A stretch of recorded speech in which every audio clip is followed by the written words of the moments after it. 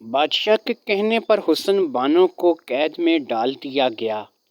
حسن بانو اپنی پری کے روپ میں نہیں آ سکتی تھی، جو کہ اس کی سب سے بڑی مجبوری تھی۔ اگر وہ پری کے روپ میں آتی تو نہ صرف کہ اس کے باپ کو اس بات کی خبر ہو جاتی کہ حسن بانو کہاں پر ہے، بلکہ اس کو اس بات کی کڑی سزا دی جاتی کہ وہ ایک انسان کے روپ میں دنیا میں رہ رہی ہے اور اس نے ایک انسان سے شادی کی ہے۔ پرستان میں بڑے بڑے پری زاد حسن بانو سے شادی کرنے کے خواہش مند تھے، لیکن حسن بانو کبھی کسی کو خاطر میں نہ لائی تھی اور حسن بانو کو ہمیشہ سے ہی اپنے خوابوں کے شہزادے کی تلاش رہی تھی۔ وہ اگرچہ شاہ بہرام کی شکل میں حسن بانو کو مل چکا تھا، لیکن حسن بانو انسان سے شادی کرنے کے بعد اپنے ملک پرستان کی قصوروار تھی اور وہ وہاں پر پرستان میں اپنے بادشاہ کے سامنے نہیں جا سکتی تھی۔ پرستان کی باقی پریوں جو کہ حسن بانو کی دوست تھیں، ان کو حسن بانو کی اصلیت کا پتہ تھا، لیکن وہ اپنی زبان نہیں کھولتی تھیں، کیونکہ وہاں پر صرف یہ سلسلہ نہیں تھا کہ وہ وہاں کی ملکہ تھی، بلکہ وہاں پر یہ سلسلہ تھا کہ وہ پریاں حسن بانو کی دوستی کا بھی دام برتی تھیں اور وہ اپنی جان پر تو ظلم برداشت کر سکتی تھیں، لیکن حسن بانو کے بارے میں کچھ بھی نہیں بتا سکتی تھیں۔ اور حسن بانو بھی جب تک انسانی روپ میں رہتی، اس کے بارے میں اس کے بادشاہ باپ کو، یعنی کہ پرستان کا جو سربراہ تھا، اسے کبھی بھی پتہ نہیں چل سکتا تھا۔ اس لیے ایک عام انسانوں کی طرح اسے بھی قید خانے میں ڈال دیا گیا۔ یہ قید خانہ ایک تہہ خانے کی شکل میں اسی محل کے نیچے بنا ہوا تھا، جو محل اس وقت اس بادشاہ کے قبضے میں تھا جس نے اس پر اپنی حکومت جما رکھی تھی۔ جب حسن بانو کو باقی قیدیوں کے ساتھ بند کیا گیا تو وہاں پر حسن بانو پر یہ انکشاف ہوا کہ یہ جتنے بھی قیدی یہاں پر اس جیل میں بند ہیں، ان میں زیادہ تر شاہی سپاہی ہیں اور وہ لوگ ہیں کہ جو اس بادشاہ سے شکست کھا کر ہار گئے۔ یہاں پر حسن بانو کی ملاقات اپنے ساس سسر سے ہوئی، جو کہ قید بند کی صحبتوں کی وجہ سے بہت زیادہ نحیف اور کمزور ہو چکے تھے، اور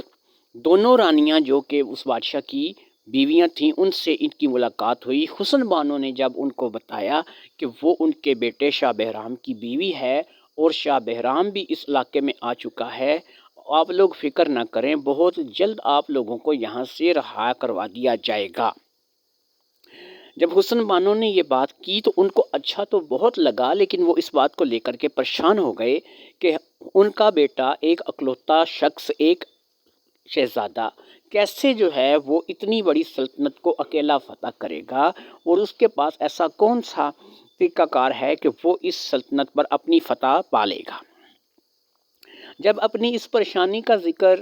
انہوں نے حسن بانو سے کیا تو حسن بانو نے ان کو تسلی دی کہ آپ لوگ فکر نہ کریں، اگر وہ یہاں پر اپنی حکومت نہ قائم کر سکا تو اس کے کچھ ایسے دوست ہیں جو اس کی مدد کریں گے، اور وہ اپنے دوستوں کی مدد سے یہاں پر ضرور جو ہے وہ آپ لوگوں کی حکومت کو اس بادشاہ سے واپس چھین لے گا اور اس بادشاہ کو کڑی سے کڑی سزا دے گا۔ ادھر شاہ بہرام اپنی کشمکش کے بعد، اپنے شکار کے سفر کے بعد واپس جو ہے وہ آ گیا تھا، اور جیسے ہی وہ واپس آیا سب سے پہلے وہی سوداگر جو اس کا مکان مالک تھا، وہی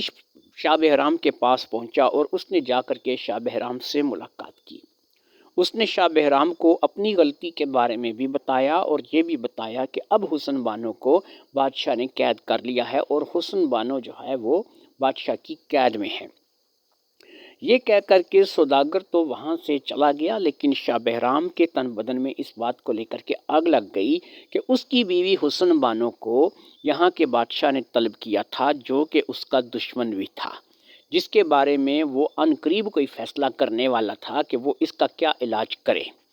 اس کا ذہن یہ تھا کہ وہ بگے دیو کی مدد لے کر کے یہاں کی سلطنت کی اینٹ سے اینٹ بجا دے گا اور اس بادشاہ کو تخت پر سے اتار کر اپنے ماں باپ کو، اگر وہ زندہ ہوئے تو دوبارہ سے ان کو اس تخت پر بٹھا دے گا، اور پھر وہ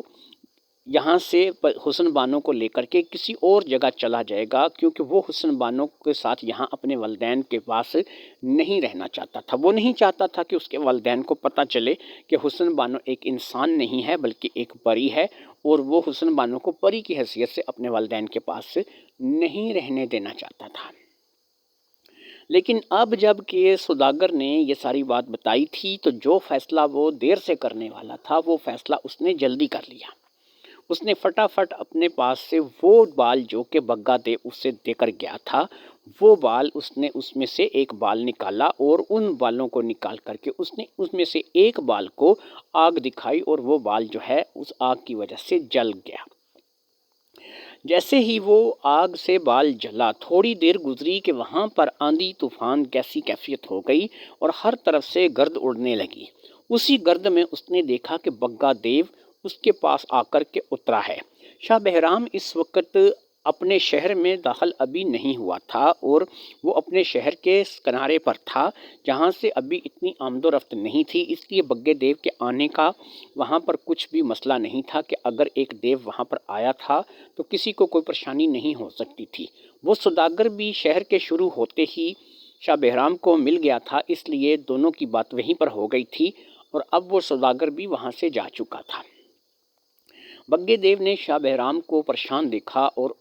تو اپنے بلانے کا مقصد پوچھا، اور اس سے کہا کہ مجھے بتاؤ کہ تم کس وجہ سے پریشان ہو، کس بات کو لے کر کے تم جو ہے فکر مند ہو۔ اب شاہ بہرام نے بگے دیو سے کہا کہ بھی میری فکر مندی کی جو وجہ ہے وہ یہ ہے کہ یہاں کا جو بادشاہ تھا جس نے میرے والد کو قید کر کے، میری والدہ کو قید کر کے، میرے لوگوں کو قید کر کے یہاں کا بادشاہ بن بیٹھا، اس نے ایک بڑا ہی خبیث سا کام کیا، بڑا خباثت والا کام کیا، اور اس کی خباثت یہ ہے کہ اس نے میرے ماں باپ کو قید میں مبتلا کر دیا ہے، اور اس نے حسن بانو پر یہ بری نظر ڈالنے کی جرت کی ہے۔ میں شکار پہ گیا ہوا تھا، جب میں واپس آیا ہوں تو مجھے یہ واقعہ پتہ چلا ہے اپنے مکان مالک سوداگر کے ذریعے سے۔ اب بگے دیو نے اسے کہا کہ مجھے بتاؤ میں تمہارے لیے کیا کر سکتا ہوں۔ تو اس نے کہا کہ بھی دیکھو یہ ایسا ہے کہ تم ایک دیو ہو، میں چاہتا ہوں کہ تم اس سلطنت کی اینٹ سے اینٹ بجا دو، اس کا وہ حال کرو کہ یہ بادشاہ جو ہے یہ تڑپتا پھڑکتا میرے قدموں میں ہونا چاہیے، اور یہ بادشاہ جو ہے یہ اپنی غلطی کی، اپنی گستاخی کی مجھ سے معافی مانگے، حسن بانو کو رہا کرتے، میرے لوگوں کو رہا کرتے، اور اس طریقے سے ہماری سلطنت ہم کو واپس مل جائے۔ اب بگے دیو نے فضا میں ایک بڑا بلند کہکا لگایا، اس نے کہا شاہ بہرام مجھے یہ کرنے میں کوئی آر نہیں ہے، میں چاہوں تو چند لمحے میں یہ سب کچھ کر سکتا ہوں۔ میں ایک دیو ہوں، میں ایک کہکا لگاؤں تو آسمان پر دیو ہی دیو اکٹھے ہو جائیں گے، اور ہم اس ریاست کی اینٹ سے اینٹ بجا کر رکھ دیں گے، اس سلطنت کو ہم تہس نہس کر دیں گے، تمہارے گھر والوں کو بھی اس سے چھڑا لیں گے، اور ہم ہر وہ کام کر سکتے ہیں جیسا کہ تم نے ہمیں کہا ہے۔ لیکن تم ہمیں یہ بتاؤ کہ اس بادشاہ کے ساتھ ہماری دشمنی کیا ہے؟ ہم اس بادشاہ کو کیوں نیست و نبود کریں؟ اس کی دشمنی کیا ہے ہمارے ساتھ؟ ہمارے ساتھ تو اس بادشاہ کی کوئی بھی دشمنی نہیں ہے۔ اگر اس نے تمہاری سلطنت پر قبضہ کیا ہے اور تمہارے باپ کو ہرا کر کے، مقابلہ کر کے اس نے اپنی بادشاہت کو یہاں پر قائم کیا ہے، تو یہ اس کا حق ہے۔ اس کا حق اس لیے ہے کہ اس کی فوج تمہاری فوج سے لڑ کر قابض ہوئی ہے۔ اس نے اگر تمہاری سلطنت پر قبضہ کیا ہے تو وہ اب اس سلطنت کا بادشاہ ہے، اور بادشاہ کے اپنے معاملات ہوتے ہیں، اپنے اصول ہوتے ہیں جن میں رعایا دخل نہیں دیتی۔ اب رہ گیا کہ اس نے حسن بانو پر بری نظر ڈالی ہے، یا اس نے حسن بانو کو اپنے دربار میں طلب کیا ہے، یا اس کو قید کروا لیا ہے، تو کیونکہ وہ ایک بادشاہ ہے تو بادشاہوں کے بہت اچھے کام بھی ہوتے ہیں اور بہت برے کام بھی ہوا کرتے ہیں، بادشاہ بڑے اچھے بھی ہوتے ہیں اور بادشاہ بڑے برے بھی ہوتے ہیں۔ اس لیے شاہ بہرام میں اس بادشاہ کے خلاف کوئی بھی قدم نہیں اٹھا سکتا، اس لیے نہیں کہ وہ برا بادشاہ ہے یا اس نے تمہاری سلطنت پر قبضہ کر لیا ہے، بلکہ اس لیے کہ اس نے ہم لوگوں کے خلاف کوئی بات نہیں کی، ہمارے ساتھ اس کی کوئی دشمنی نہیں ہے۔ ہاں تم حسن بانو تمہاری بیوی ہے، تمہاری عزت ہے، تو میرا نہیں تمہارا بنتا ہے کہ تم حسن بانو کا انتقام لو، بادشاہ کو چیلنج کرو، اس کو للکارو، اس کی فوج کا للکارو، اس سے مقابلہ کرو اور حسن بانو کو اس کی قید سے رہا کرو۔ اس کے لیے میں تمہاری کچھ مدد کر سکتا ہوں جو تم مجھ سے لینا چاہو، کوئی ایسی چیز جو تم کو یہ مشن سر کرنے میں آسانی دے، لیکن میں اس بادشاہ کے خلاف سیدھا سیدھا جنگ کا اعلان نہیں کر سکتا، کیونکہ میں بھی ایک ریاست کا، ایک جگہ کا بادشاہ ہوں۔ مجھے بھی پتا ہے کہ ہم لوگوں میں کچھ اچھی چیزیں ہوتی ہیں تو بری بھی ہوتی ہیں، تو اب یہ ضروری نہیں ہے، میری اس کے ساتھ کوئی دشمنی نہیں، میں اس کے ساتھ کوئی جنگ نہیں کروں گا۔ شاہ بہرام نے کہا ٹھیک ہے، اگر تم جنگ نہیں کرنا چاہتے اور تم میرا اس مقصد میں ساتھ نہیں دینا چاہتے تو ٹھیک ہے، مجھے یہ بتاؤ کہ میں اب حسن بانو کو اور اپنے لوگوں کو وہاں سے رہا کیسے کروا سکتا ہوں۔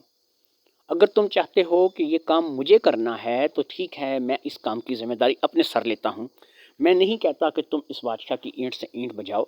لیکن مجھے تم یہ بتاؤ کہ میں شہزادی حسن بانو کو، پری حسن بانو کو وہاں سے کیسے رہا کروا سکتا ہوں، اور مجھے اپنے والدین کے اس سارے زخموں کا حساب جو ہے وہ کیسے لینا ہوگا۔ اس نے کہا کہ دیکھو بات یہ ہے، اب بگا دیو جو تھا وہ بولنے لگا۔ اس نے کہا بگے دیو نے کہ دیکھو اب بات یہ ہے، میں نے تمہیں کہا کہ میں تمہاری کچھ مدد کر سکتا ہوں، تو تم یہ کر سکتے ہو کہ میں تمہیں ایک گیند دیتا ہوں اور اس گیند کے ساتھ تمہیں ایک تلوار دیتا ہوں۔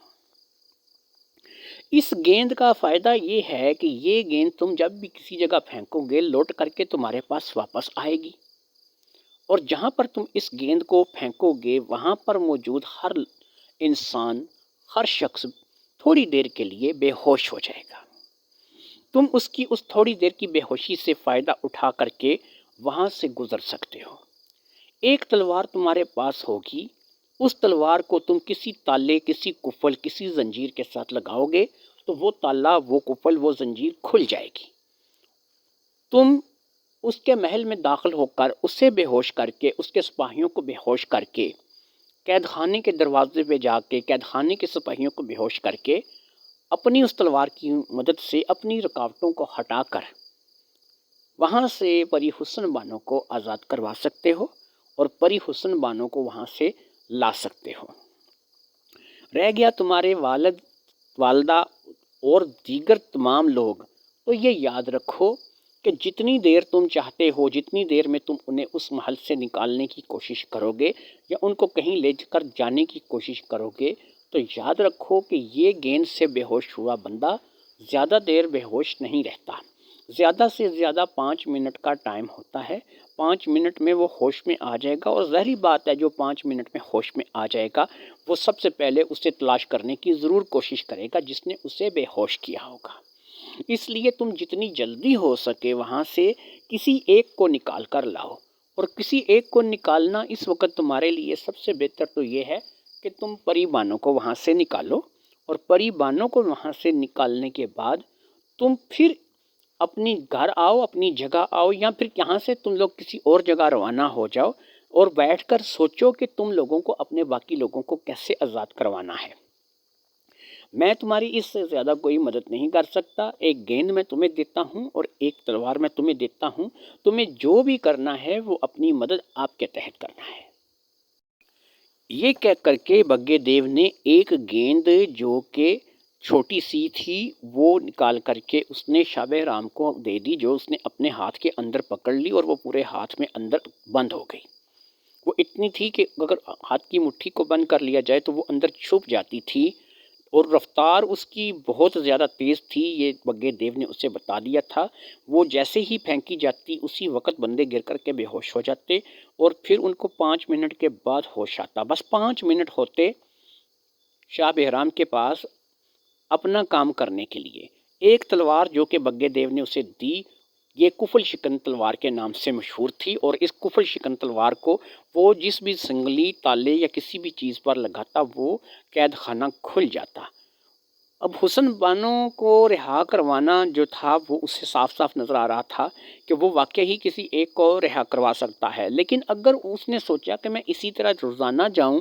اور روزانہ کسی ایک کو رہا کروا کے لے آؤں، یہ بھی تو ہو سکتا ہے۔ لیکن پھر وہ یہ سوچ میں پڑ گیا کہ میں اتنے لوگوں کو وہاں سے نکل کر لے تو آؤں گا، ایک یہاں کا بادشاہ میرے پیچھے لگ جائے گا، سپاہی میرے پیچھے لگ جائیں گے، اور پھر اگر اسی طرح میں ہر ایک کو روزانہ لاتا رہا تو پھر مجھے ان سب کے رہنے کا انتظام کرنا پڑے گا، ان کو کہیں رکھنا پڑے گا، ان کے اپنے معاملات ہوں گے، اتنی بڑی فوج کو، بادشاہ کو، ماں کو کہاں رکھوں گا؟ یہ شاہ بہرام کی سمجھ میں نہیں آ رہا تھا، اس لیے اس نے یہی سوچا کہ فی الحال تو مجھے یہی کرنا چاہیے کہ ملکہ پرستان پری بانو کو وہاں سے رہا کروا کے اس کو لے کر کے آنا چاہیے، اور تھوڑی دیر کے لیے اس شہر کو چھوڑ دینا چاہیے تاکہ بادشاہ کے لوگ ہم لوگوں کو تلاش نہ کر سکیں۔ پھر اس کے بعد مجھے بیٹھ کر کوئی ایسا منصوبہ بنانا ہوگا، کوئی ایسی منصوبہ بندی کرنی ہوگی کہ جس کے بعد میں اس سلطنت کی اینٹ سے اینٹ بجا دوں، اور پھر میں اس کی سلطنت کی اینٹ سے اینٹ بجانے کے بعد اپنے ماں باپ کو دوبارہ سلطنت پہ قابض کرواؤں، ان کا تخت و تاج ان کو واپس ملے اور اس بادشاہ کو سزا ملے۔ اسے بگے دیو کی باتیں بڑی بری لگی تھیں کہ بگا دیو اس سچویشن میں اس کی مدد کرنے کے لیے تیار نہیں تھا۔ ایک لحاظ سے بگا دیو سچ کہہ رہا تھا کہ بھئی اس کی تو اس کے ساتھ کوئی دشمنی نہیں تھی، وہ ایک بادشاہ تھا اپنی ملک کا، اپنے ریاست کا۔ اگر بگا دیو اسی طرح سے ہر ظالم بادشاہ کو سزا دینے کے لیے خود اٹھ کر کھڑا ہو جاتا اور وہ بادشاہوں کے خلاف اعلان جنگ کر دیتا تو دنیا میں کوئی بادشاہ ہی نہ بچتا، کیونکہ ہر بادشاہ میں کچھ نہ کچھ خامیاں تو بہرحال ہوتی ہیں۔ بگا دیو یہی کہہ کر کے چلا گیا تھا کہ وہ کسی بھی انسان بادشاہ سے جنگ نہیں کرنا چاہتا، اور نہ ہی اس نے ایسا کبھی سوچا ہے۔ لو جی، قصہ مختصر یہ جی کہ رات ڈلنے کا شاہ بہرام انتظار کرنے لگا۔ شاہ بہرام نے شہر جانا گوارا نہیں کیا تھا، وہ وہیں شہر کے دروازے پر ہی بیٹھ گیا تھا، کیونکہ اسے اب اس چیز کا بھی خطرہ تھا کہ اس بادشاہ کے سپاہی اس بات پر نظر رکھے ہوئے ہوں گے کہ وہ آئے اور اس کو بھی گرفتار کر لیا جائے۔ لیکن اب وہ گرفتار نہیں ہونا چاہتا تھا، وہ چاہتا تھا کہ وہ کسی نہ کسی طریقے سے محل میں جائے اور جا کر کے ان کو رہا کروا کے لائے۔ لہٰذا رات ڈلنے کا وہ انتظار کرنے لگا۔ اپنے محل کا راستہ بھی اسے اچھی طرح سے پتہ تھا، اور اسے ایک ایسا چور راستہ پتہ تھا کہ جس چور راستے سے گزر کر وہ سیدھا تہہ خانے میں بنی اس جیل میں پہنچ جاتا جہاں پر قیدی موجود تھے، اور بادشاہ کو یا کسی اور شخص کو اس کے بارے میں کانوں کان خبر نہیں ہو سکتی تھی۔ یہ ایک سرنگ تھی جو کہ اس وقت بنی تھی کہ جب یہ بہت چھوٹا تھا، لیکن یہ اس وقت وہاں پر موجود تھا، اور اسے نہ صرف کہ اس سرنگ کا راستہ پتہ تھا جو کہ محل کی پچھلی سائڈ سے ایک جنگل سے جاتا تھا، بلکہ یہ جانتا تھا کہ اس سرنگ میں سے یہ آسانی سے گزر کر وہاں جا سکتا ہے، اور سرنگ میں ہوا اور روشنی کا اس قدر انتظام بہرحال موجود تھا کہ رات کے اندھیرے میں بھی یہ وہاں آسانی سے گزر سکتا تھا، اور اس کو کسی قسم کی سانس کی یا کوئی اور پریشانی نہیں آ سکتی تھی۔ اسی بات کو سوچ کر اس نے رات ہونے کا انتظار کیا تھا، اور جب رات کافی گہری ہو گئی تو یہ اس جنگل کی طرف چل نکلا جس جنگل سے اس سرنگ کا راستہ تھا، جو کہ محل کے پیچھے والے راستے سے ہوتا ہوا سیدھا قید خانے میں جا کر کے کھلتا تھا۔ لہٰذا یہ وہاں پر اس جنگل میں پہنچ گیا۔ اس نے اس راستے کو تلاش کیا جو کہ اب بھی وہاں پر موجود تھا۔ جب اس نے وہاں پہ موجود رکھا ہوا پتھر ہٹایا تو اس میں واقعی سرنگ میں جانے کا راستہ تھا۔ اس نے تھوڑی دیر کے لیے سرنگ میں سے اتر کر دیکھا تو اس کو سانس لینے میں کسی قسم کی پریشانی نہیں تھی۔ اس سرنگ کو بنانے میں اس بات کا خاص دھیان رکھا گیا تھا کہ کوئی اگر اس سرنگ سے گزر کر محل تک جانا چاہے تو اس کے سانس کی تنگی نہیں ہونی چاہیے۔ ایسا انتظام پتہ نہیں کیسے کیا گیا تھا، کون سی تکنیک استعمال کی گئی تھی، بہرحال یہ سرنگ جو تھی یہ کوئی نقصان دہ نہیں تھی۔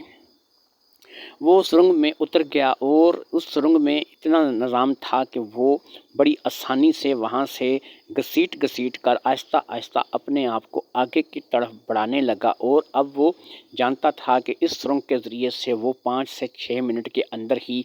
جو کہ بہت ہی شارٹ کٹ راستہ ہے، وہ تہہ خانے میں قید خانے میں جا کر ایک ایسی جگہ پر نکلے گا جو جگہ عام طور پر سپاہیوں کی نظر سے بے حد پوشیدہ رکھی گئی تھی، جہاں پر عام طور پر سپاہی نہیں آتے جاتے تھے۔ جب یہ وہاں پہ نکلے گا تو اس کا یہی ارادہ تھا کہ یہ گیند پھینکے گا اور وہاں پہ لوگ بے ہوش ہو جائیں گے، اور پھر یہ پری بانو کو قید خانے سے رہا کروا کے اسی سرنگ کے راستے سے باہر آ جائے گا۔ بادشاہ جو کہ اس محل پہ قابض تھا، جس نے اس محل پر قبضہ کر لیا تھا، وہ اپنے بستر پر پڑا کروٹیں بدل رہا تھا۔ رات کافی بیت چکی تھی لیکن اسے تھا کہ نیند کا نام و نشان تک نہیں تھا۔ اس کی آنکھوں سے نیند بہت دور تھی اور وہ نیند جو ہے وہ اس کی اڑا دی تھی ملکہ پرستان حسن بانو نے۔ اس نے آج تک ایسی عورت نہیں دیکھی تھی۔ اس کے ہاتھ پاؤں سے لگتا تھا کہ وہ لڑکی بے حد حسین ہوگی اور اس سے اب رہ رہ کر وہی لڑکی یاد آ رہی تھی۔ وہ اپنے بستر پر کروٹیں بدل بدل کر صرف حسن بانو کے بارے میں ہی سوچ رہا تھا۔ اس نے حسن بانو سے شادی کرنے کا اظہار کیا تھا، اس نے حسن بانو کو اپنا بنانے کا کہا تھا، لیکن حسن بانو نے اسے ٹھکرا دیا تھا۔ حسن بانو نے شاہ بہرام کا نام لیا تھا۔ بادشاہ جانتا تھا کہ شاہ بہرام بہت ہی زیادہ خوبصورت ہے اور اس کی بیوی تو اس سے بھی زیادہ خوبصورت ہے۔ اگر شاہ بہرام جیسا شخص حسن بانو سے شادی کرے تو یہ واقعی بنتا ہے، لیکن اس نے پری کو ایک جاتے جاتے ایسی بات کی تھی جب اسے سپاہی پکڑ کر قید خانے میں لے کر کے جا رہے تھے کہ تمہارا شوہر ٹھیک ہے ماننا کہ دنیا کا خوبصورت ترین انسان ہوگا، بہت ہی زیادہ حسین ہوگا، لیکن ایک بات یاد رکھو کہ تمہارا شوہر تمہیں اس قید سے رہائی نہیں دلوا سکتا۔ تمہارا شوہر اس قابل نہیں ہے کہ وہ تمہیں ڈھونڈ سکے۔ تمہارے ساتھ جو ہے تمہارے ساتھ رہنے کے لیے ایک بہادر شخص کی ضرورت ہے، بھلے ہی وہ کوئی بد شکل ہی کیوں نہ ہو، لیکن اسے بہادر ہونا چاہیے۔ اس قسم کی چند باتیں پری بانو کو اس نے کی تھیں جو کہ پری بانو کی بھی سیدھا دل پر لگی تھیں کہ اگر اس کا شہزادہ بہادر ہوا اور اس میں دم ہوا تو وہ آ کر کے اس قید سے اسے چھڑا کر کے لے جائے گا۔ بادشاہ اب اپنے پلنگ پر ادھر ادھر گھومتا پھرتا، یعنی کبھی وہ اس ایک طرف ہو جاتا کبھی دوسری طرف ہو جاتا، کروٹیں بدل بدل کر اسے سمجھ میں نہیں آ رہی تھی کہ وہ کیا کرے کیا نہ کرے۔ لہٰذا اس نے فوری طور پر دونوں ہاتھ سے تاڑی بجائی اور تاڑی بجاتے ساتھ ہی ایک خادم فوری طور پر بادشاہ کے کمرے میں حاضر ہوا۔ بادشاہ نے اس خادم کو کہا، جاؤ اور جا کر قید خانے سے حسن بانو کو لے کر کے ہمارے کمرے میں آؤ۔ اسے ہمارے کمرے میں سیدھا ہمارے کمرے میں لے کر کے آنا اور تم لوگ باہر کھڑے ہو جانا، پہرا دینا، اور کوئی بھی اندر نہیں آئے گا ہماری مرضی کے بغیر۔ اپنے ساتھ چند سپاہی لے جاؤ اور حسن بانو کو یہاں پر لے کر آؤ۔ نام تو حسن بانو سے پتہ چل چکا تھا لیکن اسے یہ نہیں پتا تھا کہ یہ ایک پری ہے، لہٰذا وہ سپاہی بادشاہ کا حکم ملتے ہی قید خانے کی طرف روانہ ہوئے۔ تھوڑی ہی دیر گزری تھی کہ انہوں نے حسن بانو کو ویسے ہی جیسے کہ دن کو باندھ رکھا تھا، ابھی تک حسن بانو کی کڑیاں ویسے ہی لگی ہوئی تھیں۔ بادشاہ کے حکم کے مطابق اسے کڑیوں میں ہی رکھا گیا تھا، اسے کھولا نہیں گیا تھا۔ اسی طرح کڑیوں کی حالت میں ہی حسن بانو کو انہوں نے وہاں سے چلنے کے لیے کہا۔ حسن بانو نے پوچھا بھی کہ وہ لوگ اسے کہاں لے کے جا رہے ہیں، لیکن وہ کچھ بتانے کے لیے تیار نہیں تھے۔ انہوں نے صرف اتنا کہا کہ ہمارے بادشاہ کا حکم ہے، تمہیں اسی وقت بادشاہ سلامت نے طلب کیا ہے۔ حسن بانو جیسے ہی بادشاہ کے کمرے میں داخل ہوئی جو کہ انہیں سپاہی چھوڑ کر سپاہیوں نے باہر سے دروازہ بند کر دیا اور دروازے پر پہرے کی صورت میں کھڑے ہو گئے۔ حسن بانو کمرے میں داخل ہو چکی تھی اور اس نے دیکھا کہ بادشاہ جو ہے وہ اپنے پلنگ پر بیٹھا ہے اور وہ شراب پر شراب پیے چلا جا رہا ہے۔ اس کی آنکھوں میں شراب کا خمار ہے اور اس کے چہرے پر شیطانیت جیسے سبد ہو کر رہ گئی ہے۔ اس کے چہرے کی شیطانی ہنسی دیکھ کر ہی حسن بانو اپنے یہاں لائے جانے کا مقصد سمجھ گئی اور وہ اچھی طرح سے سمجھ گئی کہ بادشاہ نے اسے کیوں بلایا ہے اور وہ کیا چاہتا ہے۔ اب بادشاہ جو کہ شراب کے نشے میں دھت تھا وہ اٹھا اور اس نے حسن بانو کو پکڑنے کی کوشش کی۔ حسن بانو ایک سائڈ پر ہو گئی اور اس نے بادشاہ کو للکارا۔ اس نے کہا کہ بادشاہ ہوش کر، تو یہ اچھا نہیں کر رہا ہے، میں کسی کی امانت ہوں۔ اب بادشاہ نے اسے حقارت سے بولتے ہوئے کہا کہ تو کس کی امانت ہے، وہ تو تجھے کبھی بھی یہاں سے چھڑا کر کے نہیں لے جا سکتا۔ میں نے اس کے سپاہیوں کو، اس کے بادشاہ باپ کو، اس کی ماں کو، بہت سارے لوگوں کو قید کر رکھا ہے لیکن وہ آج تک نہیں آیا، تو اب وہ تمہیں چھڑانے کے لیے کیوں آئے گا؟ اسی قسم کی باتیں کرتے ہوئے بادشاہ نشے میں گرتا پڑتا حسن بانو کی طرف بڑھ رہا تھا۔ حسن بانو بھی ہر دفعہ اسے چکما دے جاتی اور ایک سائڈ پر ہو جاتی۔ وہ بادشاہ اپنی بار بار حملے کو ناکام جاتا دیکھ کر اور زیادہ غصے میں آ گیا۔ اس نے بڑی ہی ایک چھلانگ لگائی اور بڑی ہی ادا کے ساتھ اس نے حسن بانو کے دونوں ہاتھوں کو اس نے اپنے ہاتھوں میں پکڑ لیا۔ اب اس نے حسن بانو کو کھینچ کر اپنے قریب کرنا چاہا لیکن حسن بانو نے اسے ایک دھکا دیا حسن بانو کا دھکا پا کر وہ پلنگ پر جا گرا اور اس نے ایک دم سے حسن بانو پر ایک اور چھلانگ لگا دی۔ اب کی بار اس نے حسن بانو کی گردن کو اپنے مضبوط بازوؤں کے پنجے میں جکڑ لیا تھا اور وہ حسن بانو کو چھوڑنے کے لیے تیار نہیں تھا۔ اب اس کو اس بات کا نہیں تھا کہ وہ حسن بانو کے ساتھ کوئی زیادتی کرنا چاہتا ہے، اسے تو غصہ اس بات پہ تھا کہ اس لڑکی نے اسے اٹھا کر ایسے پٹکا تھا جیسے کہ یہ کوئی معمولی لڑکی نہیں بلکہ پہلوان ہو۔ اسے اس بات پر غصہ تھا کہ اب چاہے وہ اسے جان سے مارے لیکن وہ اپنا انتقام لے گا، اپنا بدلہ لے گا۔ اس بات کو مد نظر رکھ کے اس نے حسن بانو کے گلے میں اپنی باہوں کو ڈال دیا تھا اور اس زور سے اس نے حسن بانو کے گلے کو دبانا شروع کر دیا تھا کہ حسن بانو جیسی طاقتور پری بھی تڑپ کر رہ گئی تھی۔ اب حسن بانو کو اس بات کا احساس ہو رہا تھا کہ وہ ایک انسانی روپ میں ہے تو وہ اس کا مقابلہ زیادہ دیر تک نہیں کر سکے گی۔ بہرحال وہ بھی ایک ہٹا کٹا انسان تھا، اگرچہ حسن بانو صحت کے اعتبار سے کافی اچھی تھی لیکن بہرحال وہ ایک انسانی لڑکی کے روپ میں تھی اور لڑکی کے روپ میں رہ کر کے وہ اس کا مقابلہ نہیں کر سکتی۔ اب وہ اس کے گلے پہ مسلسل دباؤ بڑھتا جا رہا تھا، حسن بانو کا گلا